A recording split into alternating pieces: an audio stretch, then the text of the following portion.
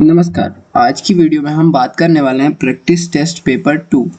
तो पहला number question देख लेते हैं। तो यहाँ पे लिखा है recite any poem from your text book. तो यहाँ पे क्या करना है, आपको कोई भी आपके बुक में जो पोएम हो उसको आपको पहले नंबर पे लिखना है। ठीक है, तो ये आप खुद से कर लेंगे। क्वेश्चन नंबर 2 देख लेते हैं। यहाँ पे लिखा read a paragraph from your text book. तो यहाँ पे आपको क्या करना है, अपने टेक्स्ट बुक से एक पैराग्राफ को पढ़ना है, केवल पढ़ना है। इसको आपको फेयर कॉपी वगैरह या कहीं भी कुछ करने की ज़रूरत नहीं, खाली आपको पढ़ना है। ठीक है, अब क्वेश्चन नंबर 3 कर लेते हैं। तो यहाँ पे लिखा है fill in the blanks and complete the poem. अब ये पोएम लिखा हुआ है और बीच बीच में ब्लैंक्स है, यानी खाली स्थान है, तो उसको भरना है पोएम। ठीक है, तो आप पोएम अपनी बुक से देख के भर सकते हैं। मैंने यहाँ पे पहले से भर रखा हुआ है। When the blank sun is gone, तो यहाँ पे क्या हो जाएगा, blazing, BLAZING, blazing sun is gone. When the blazing sun is gone, when there nothing shines upon, तो यहाँ पे क्या होगा, साइंस। फिर then you show your little light, फिर twinkle twinkle all the night. तो ये आपका पहले नंबर का fill in the blanks complete हुआ। दूसरे नंबर पे चलते हैं।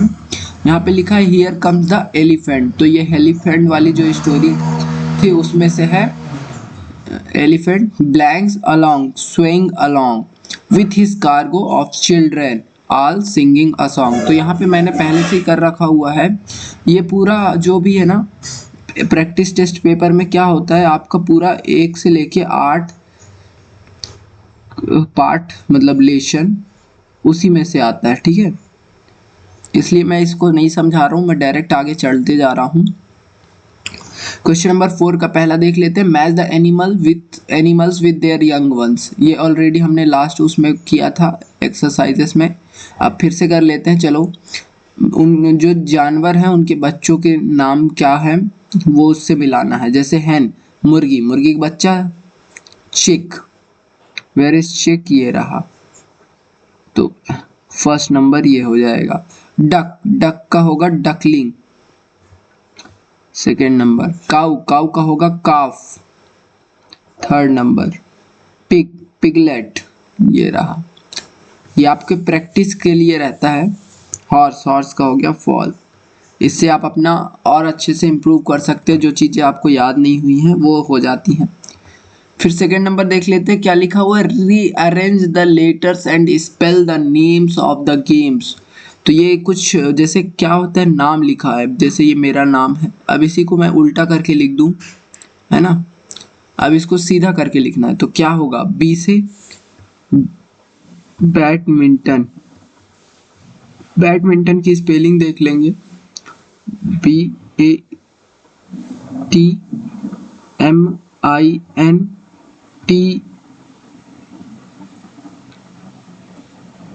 बैडमिंटन होता है ना, बैडमिंटन थोड़ी बैडमिंटन होता है। यहाँ पे मे भी शायद ये स्पेलिंग गलत लिखा हुआ है। बैडमिंटन होता है ना, बैडमिंटन थोड़ी होता है। हाँ, चले आगे चलते हैं। फुटबॉल, क्या बनेगा ये, फुटबॉल। ठीक है, अब यहाँ पे क्या बनेगा, ये ludo.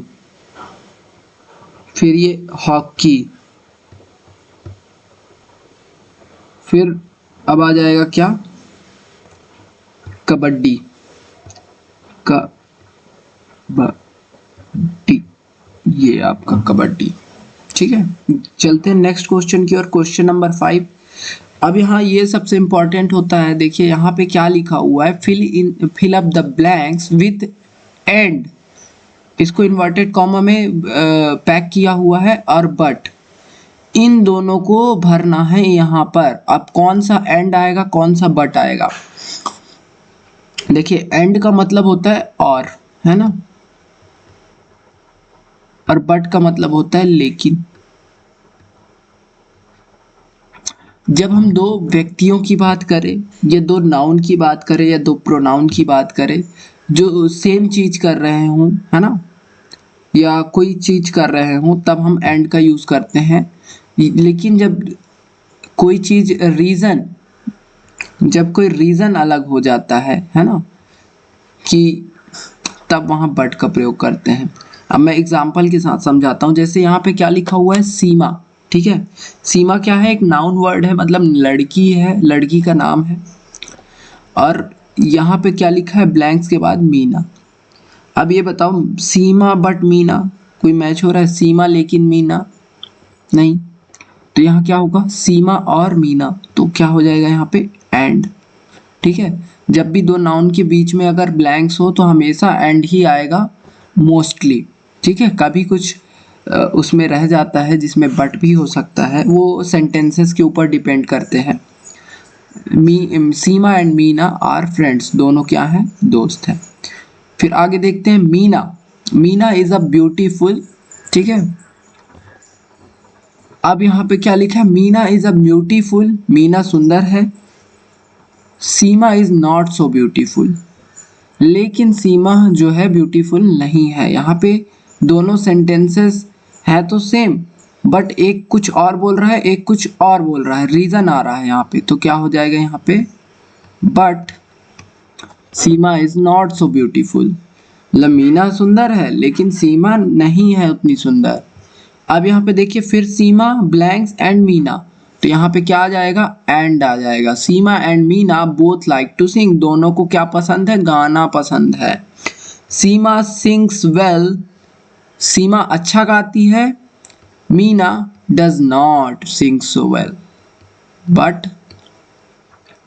Seema does not sing so well. फिर आगे देख लेते, Meena blank Seema both likes to go school, दोनों को, तो यहाँ क्या हो जाएगा, एंड। अब एक चीज और सबसे जरूरी यहाँ पे आप देख सकते हैं, बट में Meena is beautiful, blanks Seema is not, यहाँ पे क्या आ रहा है, एक के बारे में पॉजिटिव बात कर रहा है, उसके बारे में कि वो सुंदर है, और दूसरा सेंटेंस क्या बता रहा है कि वो नहीं सुंदर है। फिर यहाँ पे देखना आप बट में कि सीमा सिंग्स वेल, सीमा अच्छा गाती है। फिर ब्लैंक्स मीना अच्छा नहीं गाती है, तो यहाँ पे क्या बोल रहा है, एक नकारात्मक है एक हकारात्मक है। ऐसे सेंटेंसेस को जोड़ने के लिए बट का यूज करते हैं। ठीक है, तो ये आपका क्वेश्चन 5 हो चुका हल। क्वेश्चन 5 का सेकंड नंबर देख लेते हैं। अब यहाँ पे क्या लिखा है, once mister Gills came for inspection, he gave 5 words to write as a spelling exercise. One of the words was kettle.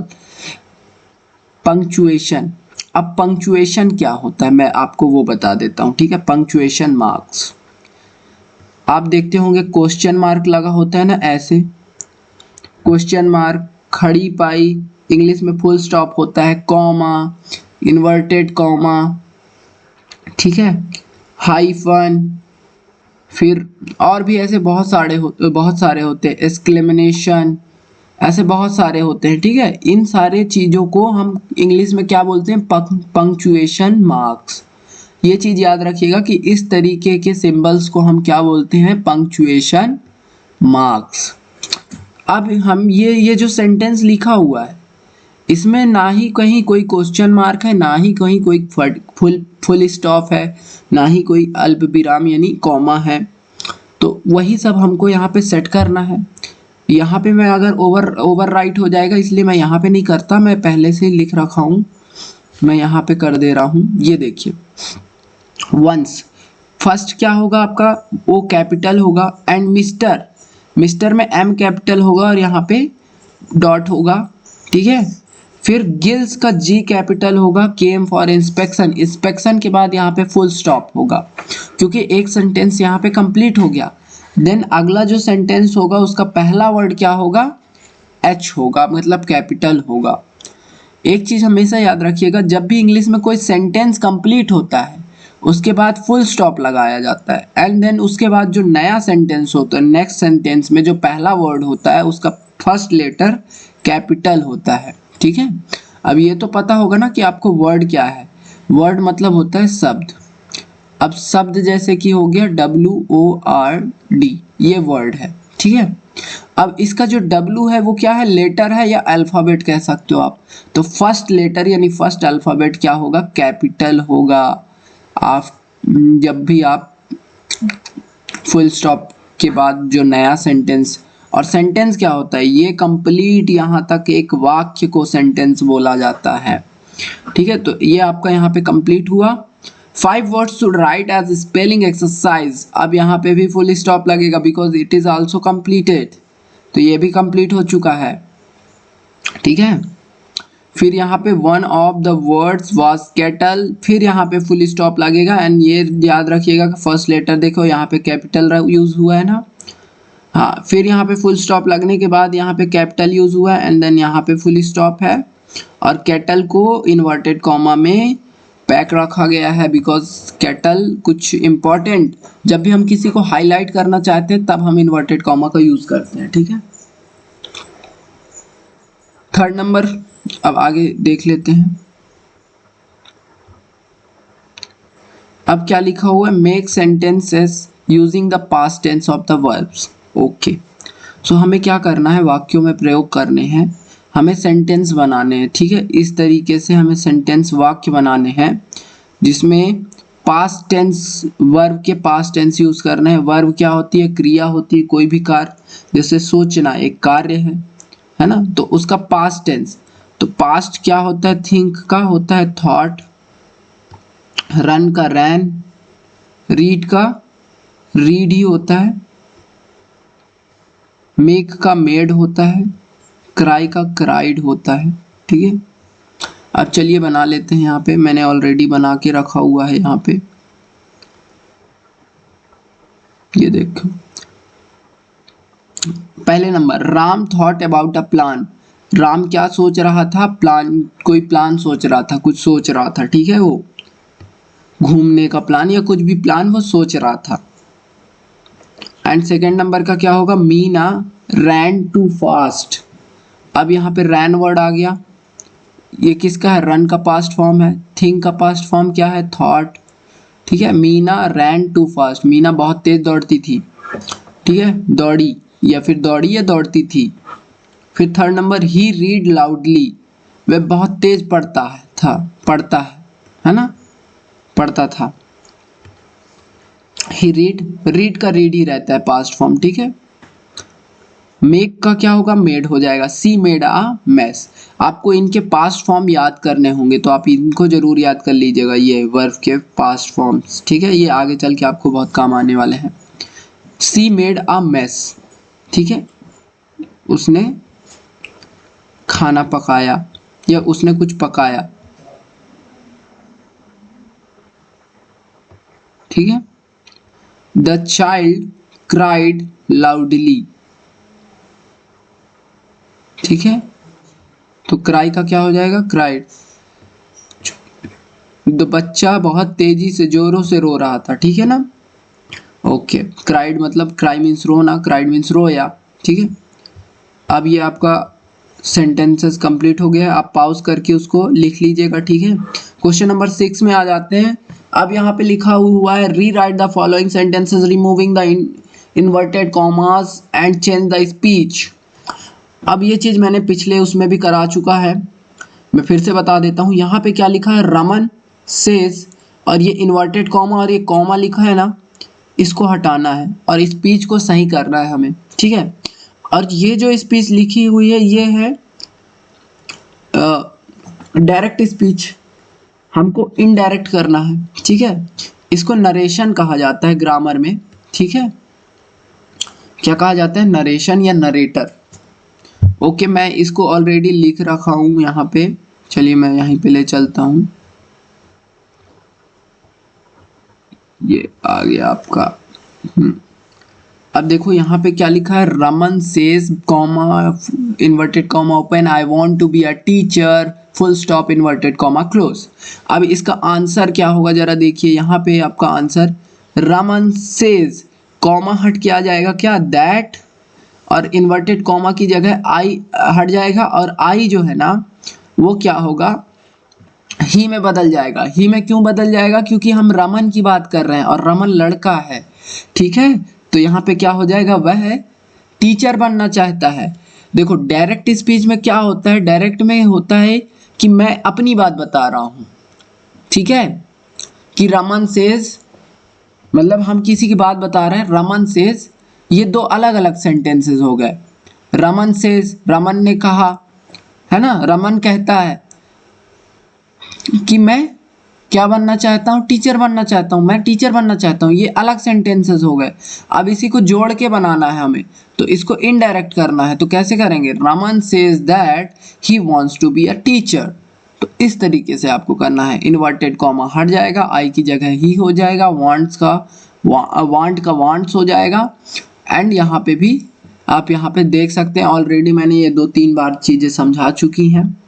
Question 2 देख लेते हैं। Mona says comma inverted comma open I want to be a pilot. Mona क्या कहती है कि मुझे pilot बनना चाहती हूँ। अब इसका आंसर क्या होगा, मोना कहती है वह पायलट बनना चाहती है। ठीक है, मोना कहती है वह पायलट बनना चाहती है। Mona says that she wants to be a pilot. अब यहाँ पे सी क्यों हो गया, क्योंकि मोना एक लड़की है। अगर यहाँ मोना कोई लड़का होता तो ही होता। ठीक है, क्वेश्चन नंबर 3 देख लेते हैं। आई सेज, मैं कहता हूँ, I want to be a liar, मैं लायर बनना चाहता हूँ, मतलब वकील बनना चाहता हूँ। ठीक है ना। अब इसका आंसर क्या होगा, अब देखिए यहाँ पे जब सिंगुलर चीज था तब यहाँ पे से के साथ एस लगता था। अब यहाँ पे आई सेज है। ठीक है, तो यहाँ पे आंसर में आई से हो जाएगा, एस हट जाएगा। ठीक है ना, यहाँ पे क्या हो जाएगा, एस हट जाएगा यहाँ पे, और फिर आगे हो जाएगा सेम वही होगा, दैट आई का आई ही रहेगा आगे, want to be a lawyer ये हो जाएगा। ठीक है, अब मैं एक छोटा सा, आपको आगे बड़ी क्लासों में ये चीज़ें समझ में आ जाएगी। अभी फिलहाल आप यहाँ पे इतना ही समझ लीजिए कि आपको इस तरीके से इसको करना है। Question 4, Radha says comma inverted comma open I want to be a doctor. अब यहाँ पे क्या हो जाएगा, Radha says that she wants to be a doctor. फिर question number 5, Mohan says comma inverted comma open I want to be a जज inverted comma close. Answer हो जाएगा Mohan says that he wants to be a जज। ठीक है, ये आपका complete हो गया ये भी। अब यहाँ पे हम चलते हैं क्वेश्चन नंबर 7 की ओर। तो यहाँ पे क्वेश्चन आंसर 7 में ट्रू फॉल्स पूछ रखा है, ये देखो। तो ये स्टेटमेंट दिए हैं, उसको ट्रू फॉल्स बताना। Meena is tall strong and well built, नहीं, Meena strong and well built नहीं थी। क्या हो जाएगा इसका, फॉल्स हो जाएगा अगर आपने स्टोरी पढ़ी है तो। युधिष्ठिर कौरव प्रिंस है, क्या युधिष्ठिर कौरवों का राजकुमार है, नहीं, ये भी फॉल्स हो जाएगा। युधिष्ठिर पांडवों का राजकुमार है। ठीक है, the elephant has wide years, हाँ, हाथी के कान चौड़े और वैसे होते हैं। ठीक है, चौड़े होते हैं। The traveller does not like the stars, नहीं, फॉल्स, ट्रैवलर को पसंद है, तो ये हो जाएगा false. The twinkle of the star is wonderful, yes, चमचमाते तारे अमेजिंग है, वंडरफुल है। ठीक है, बहुत मस्त है। तो ये आपका क्वेश्चन नंबर 7 हल हो चुका है। अब क्वेश्चन नंबर 7 का सेकंड पार्ट आ चुके हैं। Answer the following question. First number, what happens when the sun goes away. Already ये सारे क्वेश्चंस आपके 1 से 8 लेसन के बीच में आ चुके हैं, बट मैं फिर भी आपको यहाँ पे लिख के दिखा देता हूँ। मैंने पहले से लिख रखा हुआ, आप स्क्रीनशॉट ले लीजिए या पॉज करके आप इसको देख लीजिएगा। ये रहा आपका पहला question, what happens when the sun goes away. Answer होगा when the sun goes away and nothing shines upon then the little star show its light and twinkles whole night. जब सन चला जाता है तब, और सन का चमक नहीं रहता है ना, तब क्या होती है, then the little star show its lights and twinkle whole night. तब क्या करता है, छोटे तारे दिखते हैं और वे चमकते हैं रात भर, पूरी रात। ठीक है, होल नाइट मतलब पूरी रात। Question 2, what is the cargo of the elephant? The cargo of the elephant is the children on it. तो जो मतलब जो जहाँ एलिफेंट जो होता है, सॉरी, एलिफेंट जो होता है उसकी पीठ पर जो वो लगा होता है ना, ठीक है, उसमें कौन बैठा हुआ है, बच्चे। तो यही बोल रहा है। आपका क्वेश्चन 2 का आंसर हो गया। क्वेश्चन 3 देख लेते हैं। Question 3, who gives the signal to start the race. किसने रेस स्टार्ट करने का सिग्नल दिया, तो किसने दिया, the games teacher gives the signal to start the race. ये ऑलरेडी ये क्वेश्चन भी आ चुके हैं, ये सारे क्वेश्चन ऑलरेडी हो चुके हैं आपके लेसन्स में। फिर भी यदि आपको करना हो तो आप कर सकते हैं। Question number 4, What was the test? Test क्या था? The test was to shoot the right eye of the bird sitting on the tree. तो जो पेड़ पर पक्षी बैठा हुआ था उसकी राइट आंख पे शूट करना था, तीरंदाजी करनी थी। आपने सुनी ही होगी धनुर्धारी अर्जुन की कहानी, तो ये उसी से रिलेटेड है। ठीक है, अब ये आपका हो गया क्वेश्चन 7 भी कंप्लीट। अब चलते हैं हम क्वेश्चन नंबर 8। यहाँ पे लिखा है write a message to your friend that you can not come to his birthday party as you are going to your grandma home.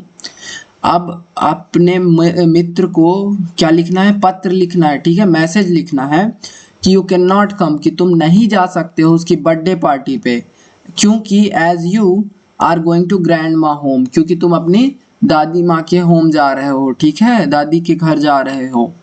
अब चलिए मैं इसका आंसर यहाँ पे कर दे रहा हूँ। इस डब्बे में आपको बनाना है, आंसर नहीं लिखना है, केवल आपको यहाँ से लिखना है डियर। आप यहाँ पे अपने फ्रेंड का नाम लिख सकते हैं, जो भी लिखना चाहें। Wishing you a very happy birthday, मैं तुम्हें जन्मदिन की बहुत बधाई दे रहा हूँ। I wanted to inform you that, मैं तुम्हें इन्फॉर्म करना चाहता हूँ, मैं सूचना देना चाहता हूँ। I would be unable to attend your birthday party, मैं तुम्हारे बर्थडे पार्टी नहीं अटेंड कर पाऊंगा today, as I have to go urgently to, क्योंकि मुझे मेरी दादी माँ के घर जाना पड़ रहा है। बिकॉज सी इज इल, क्योंकि वह बीमार हैं। ठीक है, तो इस तरीके से आपका लेटर कंप्लीट होता है, मतलब आपका मैसेज कंप्लीट होता है। एंड लास्ट में आपको लिखना है योर फ्रेंड, और आपका अपना नाम लिख देना है, जो भी आपका नाम हो। ठीक है, तो ये आपका ये करना है, आपका रिवीजन एक्स प्रैक्टिस टेस्ट पेपर 2 कंप्लीट होता है। ठीक है, धन्यवाद। अब मिलेंगे नेक्स्ट वीडियो में।